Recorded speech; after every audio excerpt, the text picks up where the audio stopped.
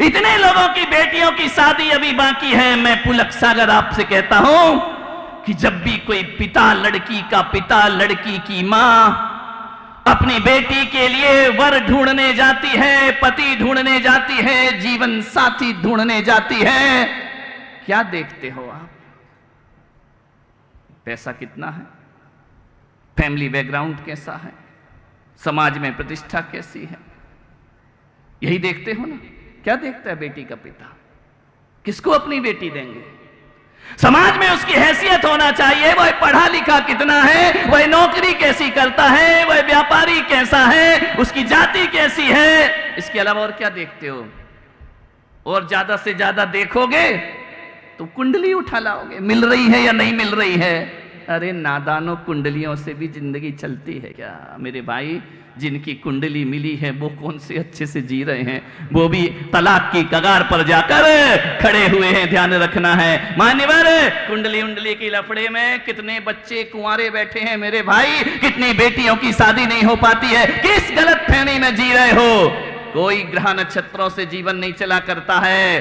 अरे वैज्ञानिक मंगल में, वैज्ञानिक जो होते हैं वह मंगल में जीवन खोजते हैं, वैज्ञानिक जो होते हैं वो मंगल में जीवन खोजते हैं। और मैं पुलक सागर ऐसा हूं जो जीवन में मंगल खोजा करता हूं। ध्यान रखिए, मंगल में जीवन मत खोजो, अपनी जिंदगी में मंगल को खोजने का प्रयास करिए। इस मंगल ने कितनी बेटियां 35 साल की कर दी, आज तक शादी नहीं हो पा रही है। लफड़े में मत पड़ो, कुंडली मिलाने से कुछ नहीं होता, दिल से दिल मिलना चाहिए, जिंदगी आसान हो जाया करती है। ध्यान रखना। एक लड़की के पिता से, एक लड़की की मां से मैं निवेदन करूंगा कि अपनी बेटी के लिए अच्छा वर ढूंढने जाओ तो ये मत सोचना कितना पैसे वाला है, ये मत सोचना उसका फैमिली बैकग्राउंड कैसा है, ये भी मत सोचना, ये भी मत सोचना उसके माता पिता आचरणवान है या नहीं है। कोई फर्क नहीं पड़ता है। महान लोगों के घर में निकृष्ट औलाद पैदा हो जाती है और कभी निकृष्ट मां बाप के भी महान बच्चों का जन्म हो जाता है। ये कोई मापदंड नहीं है किसी के चरित्र को नापने का।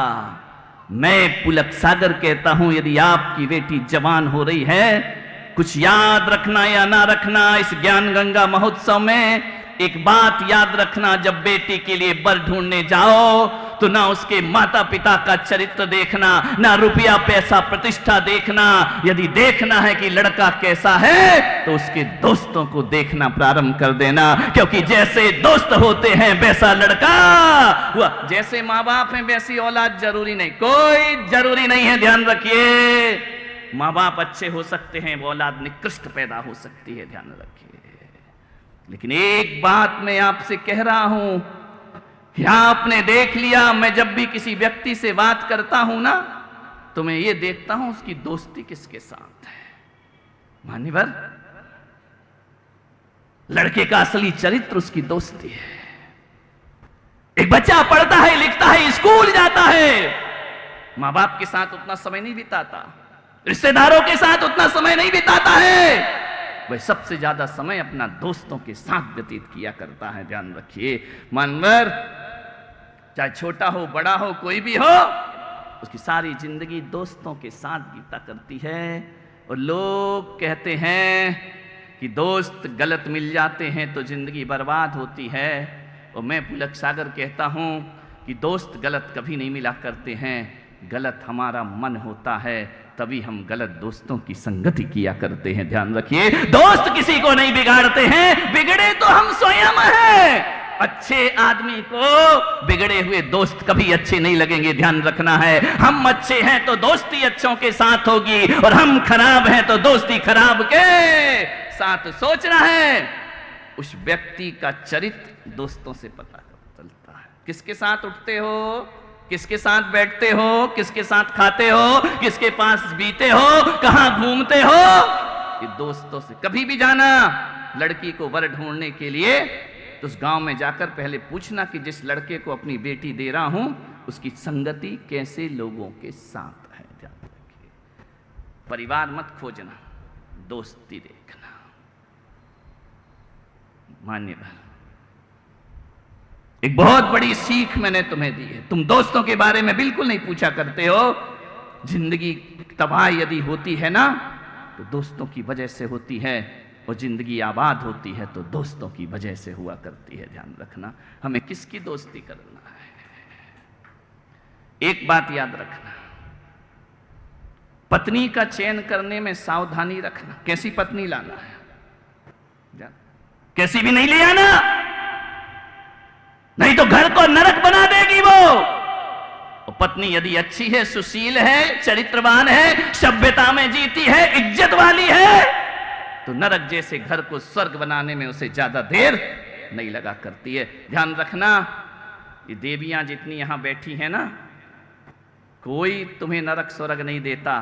तुम अपने व्यवहार से घर को स्वर्ग बनाती हो और अपने व्यवहार से घर को नरक बना दिया करती हो। ध्यान रखना, ये तुम्हारे ऊपर। तालियां ढंग से बजाओ, एहसान मत करो मेरे ऊपर। अब नहीं मालूम ये नरक वाली बजा रही है, स्वर्ग वाली बजा रही, फैसला मेरे पास है ही नहीं है, लेकिन ताली बज रही है। कोई अच्छी पत्नी बखारिया जी 60% दुखों से हमें बचाती है। अच्छी पत्नी मुसीबत में साथ देगी, बुरे समय में साथ देगी।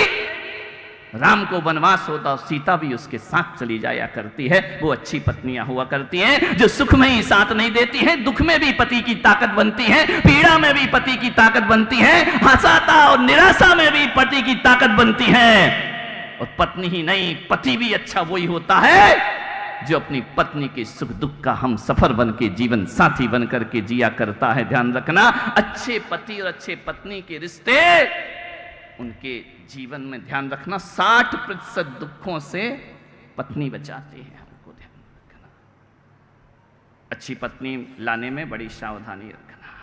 उससे भी ज्यादा सावधानी अच्छे दोस्तों में रखना।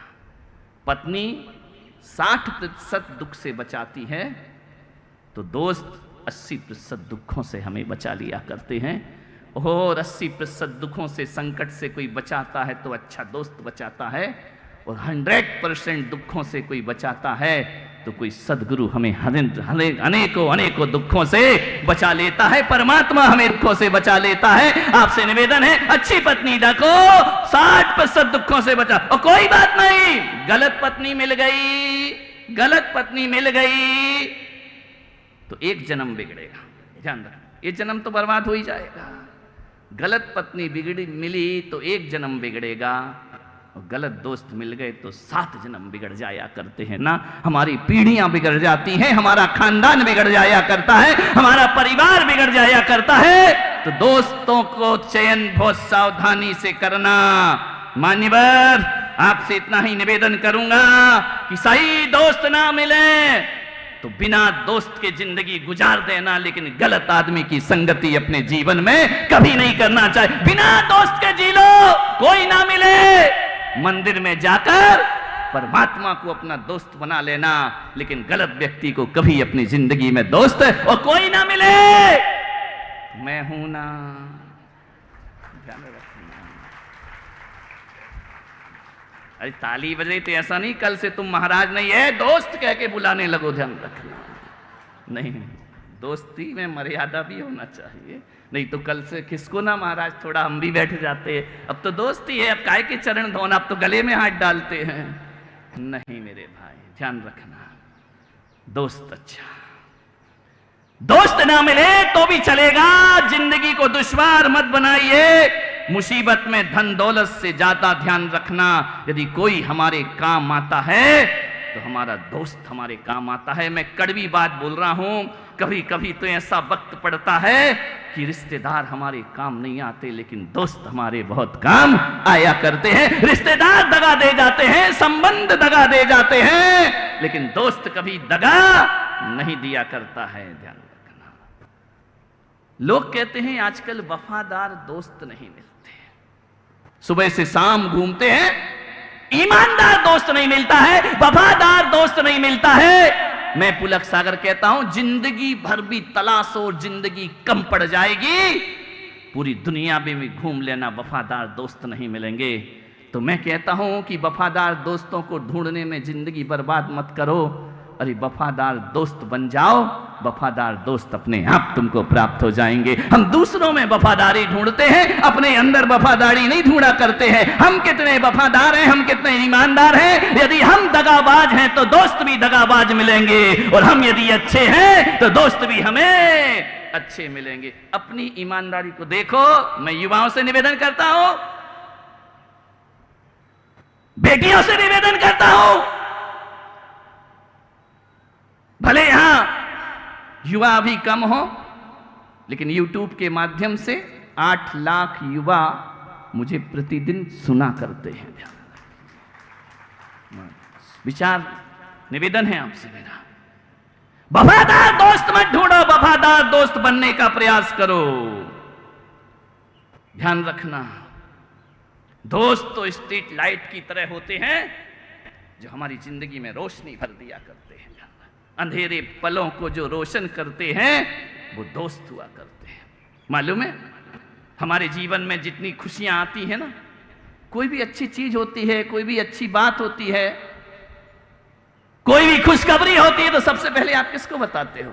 फोन लगा के अपने दोस्तों को बताते हो कि दोस्त ध्यान रखना। रिश्तेदार को बताओ तो वो जलते हैं, 100 में से 100 नंबर आ गए रिश्तेदार का, यार नकल की होगी, सेटिंग होगी, पैसा दिया होगा।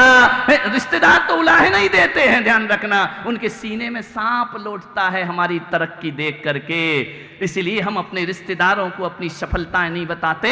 जीवन में जब भी खुशी का क्षण आता है तो सबसे पहले अपने दोस्तों के साथ शेयर किया करते हैं, क्योंकि दोस्त वो होते हैं जो हमारी खुशियों को 10 गुना बढ़ा दिया करते हैं। ध्यान रखना, तुम्हारी तरक्की पर दो रिश्तेदार भले तुमसे खपा हो जाएं, लेकिन सच्चा दोस्त कभी तरक्की पे खपा नहीं हुआ करता है। मानने हमारे जिंदगी के पहलुओं को सुख से भर देता है। दोस्त कैसे होते? आईने की तरह। जब हम रोते हैं ना तो आईना हंसता नहीं है, वो भी रोने लगता है। और जब हंसते हैं तो आईना रोता नहीं है, वो भी हंसने लगता है। हम नाचते हैं तो आईना नाचने लगता है। हम प्रसन्न होते हैं तो आईना प्रसन्न हो जाता है। दोस्त आईने की तरह होते हैं। मालूम है, दर्पण टूट टूट भी जाता है ना, टुकड़े टुकड़े में भी दर्पण बट जाए तो वह दर्पण के खंड खंड हो जाते हैं, लेकिन चेहरा अखंड दिखाई दिया करता है। वह चेहरों के टुकड़े नहीं किया करता है। दोस्त तो दर्पण की तरह होना चाहिए। दर्पण तुम टूट कर भी झूठ नहीं बोलते, और हम टूटने के डर से मुंह नहीं खोलते। ध्यान रखना, विचार दर्पण की तरह दोस्त। आपसे निवेदन है, दोस्ती रहती है, कभी कभी कहा सुनी हो जाती है, तू में हो जाती है। मनुष्य का स्वभाव है, वो लड़ेगा, लड़ना तो उसका नेचर है। परिवार संयुक्त होगा तो सास बहू में झगड़ा होगा, देवरानी जिठानी में झगड़ा होगा। अलग हो जाएंगे तो पति पत्नी में झगड़ा होगा।